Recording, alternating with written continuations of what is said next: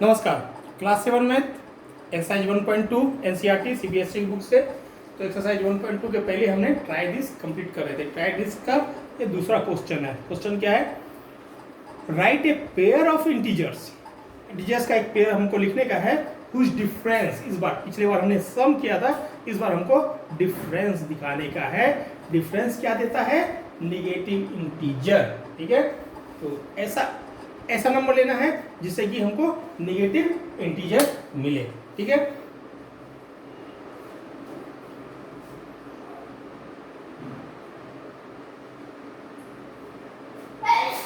इसका वैल्यू कितना होगा? इसका वैल्यू होगा -3। ठीक है, तो इसका वैल्यू यदि -3 होगा तो इसका मतलब इस तरह का वैल्यू हम ले सकते हैं, लेकिन वैल्यू में खास ध्यान क्या रखना पड़ेगा कि ये वैल्यू हमेशा, ठीक है 2 मिनट, इसमें क्या है? पेयर ऑफ इंटीजर्स हमको लेने का था, पेयर ऑफ इंटीजर्स लिया, डिफरेंस लेने का था, डिफरेंस लिया, पेयर ऑफ इंटीजर्स का डिफरेंस लिया और निगेटिव आया, वैल्यू -3 आया। ठीक है, तो नंबर हमको ऐसा लेना है जिसमें कि पहला नंबर जो है, फर्स्ट नंबर जो है वो माइनस में बड़ा होना चाहिए, मतलब -10, -12, -5, -18 जो भी हो वो इस संख्या से, इस नंबर से ये नंबर बड़ा होना चाहिए। ठीक है, ये 2 है और ये 5 है, इससे ये वाला अंक बड़ा होगा, तभी -5 + 2 होगा बराबर कितना हो गया? -3। तो इस तरह, तो ये वैल्यू हमेशा पहला वाला वैल्यू बड़ा होना चाहिए। ठीक है,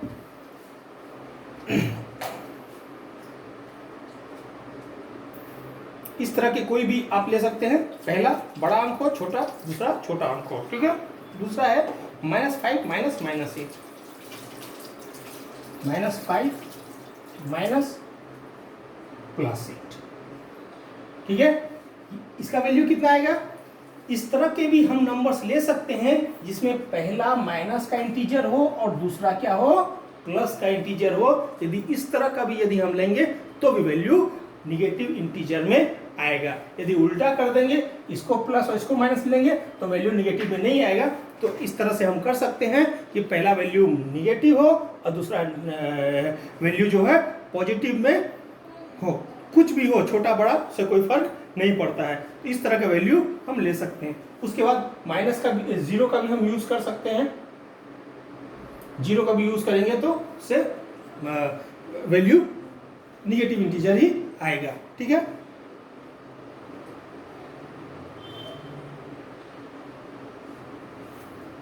तीसरा है 5 - +8।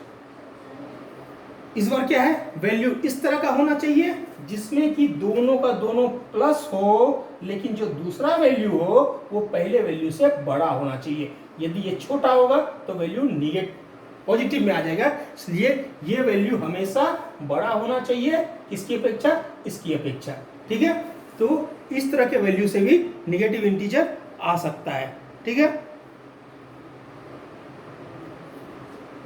तो ये एग्जाम्पल। अब आपको यदि एग्जाम्पल इसमें से कोई भी एक चॉइस कर सकते हैं, आपको लगभग आइडिया लग गया होगा कि निगेटिव इंटीजर कैसे आता है। ठीक है, अभी क्या लाना है? अगला क्वेश्चन क्या है? जीरो। जीरो कैसे आएगा? तो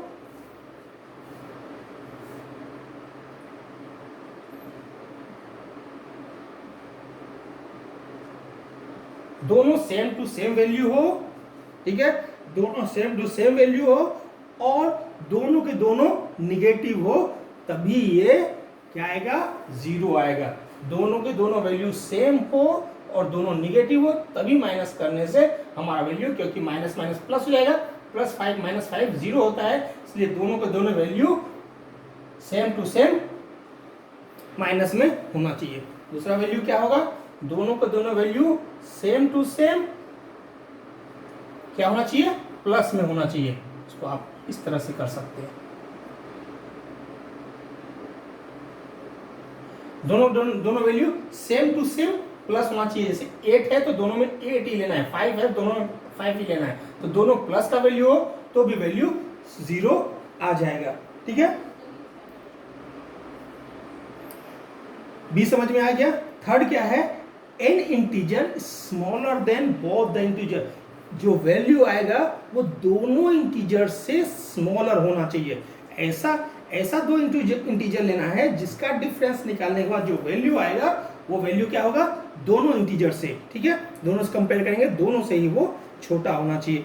ऐसा वैल्यू क्या हो सकता है, -5 माइनस +4, -5 माइनस +4, ठीक है। इसमें आप एक वैल्यू, पहला वैल्यू माइनस कर लीजिए, दूसरा वैल्यू प्लस कर लीजिए और वैल्यू निकालिए। चाहे जो सा भी अंक आप लेंगे, वैल्यू हमेशा ही दोनों वैल्यू से, वैल्यू क्या होगा, दोनों वैल्यू से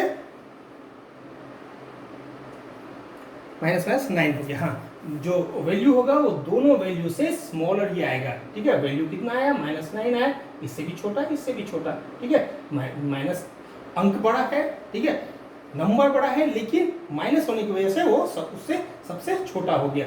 तो नंबर जो है, नंबर की बात नहीं कर रहे हैं, उसकी वैल्यू की बात कर रहे हैं। वैल्यू क्या है, सबसे छोटा है, ठीक है।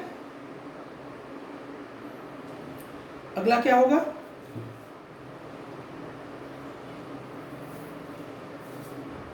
-6 -3, ठीक है।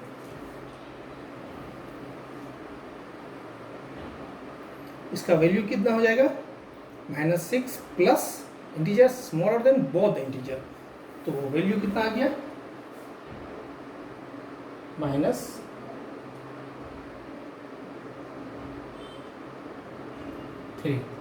दोनों इंटीजर छोटा है, नहीं है, ये रॉन्ग हो जाएगा, ठीक है। दोनों से छोटा ये नहीं है। और इस तरह से क्या ले सकते हैं, यदि आप यहाँ पे माइनस रखेंगे तो वैल्यू नहीं आएगा। अच्छा, यदि यहाँ पे आप प्लस रख दिए, ठीक है, माइनस और +4, तो भी वैल्यू नहीं आएगा।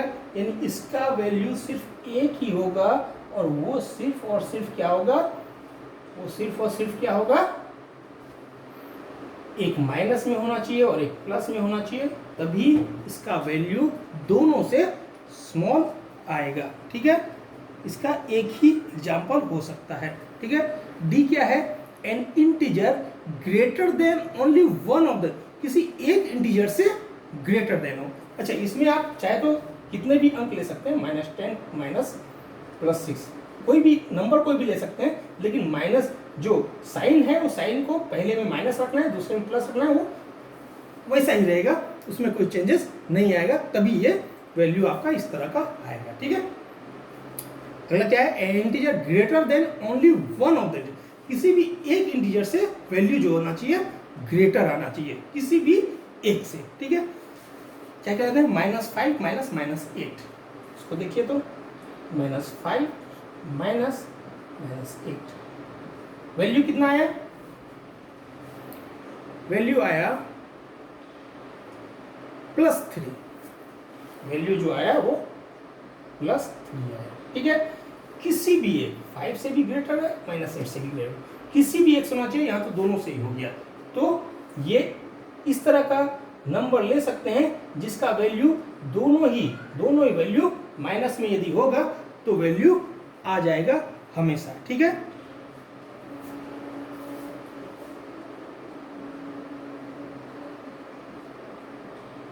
दो प्लस का वैल्यू लेंगे, दो प्लस का वैल्यू लेंगे, माइनस जब भी करेंगे तो इसका वैल्यू क्या होगा, कोई भी दो प्लस का वैल्यू ले लीजिए, उसका जो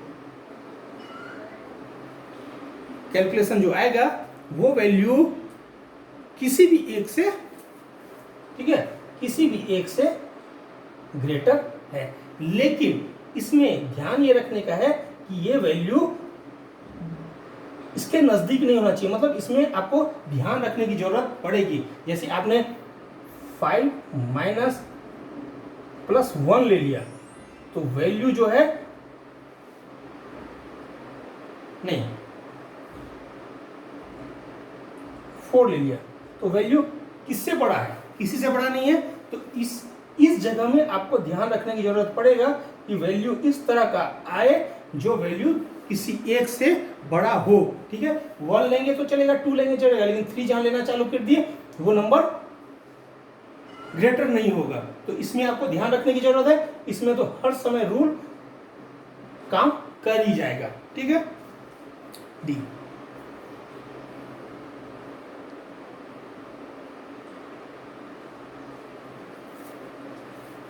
जीरो -8, ठीक है। 0 -8 इंटीजर ग्रेटर देन, ठीक है। ऐसा ग्रेटर देन तो नहीं आया, हाँ यहाँ पे यदि माइनस होगा तो ग्रेटर देन आ जाएगा, 8 से ग्रेटर हो जाएगा। इस तरह का वैल्यू आप चाहे तो ले सकते हैं। जो वैल्यू आएगा integer greater than only one of the integer, किसी भी एक इंटीजर से, इससे -8 से जो वैल्यू है वो बड़ा आ गया, ठीक है। वो लगभग स्ट्रक्चर ऐसा ही है, कुछ अलग नहीं है, ठीक है। इसके अलावा और क्या ले सकते हैं?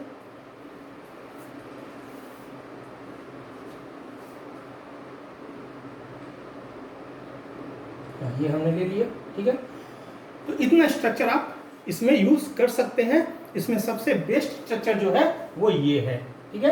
इसमें आपको कभी मिस्टेक होने का संभावना नहीं रहेगा, ठीक है। किसी भी एक से बड़ा हो ही जाएगा हमेशा।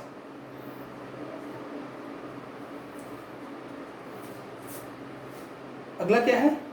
N integer greater than both the integer से ग्रेटर करने का है, ठीक है। बोथ द इंटीजर से ग्रेटर कैसे करेंगे?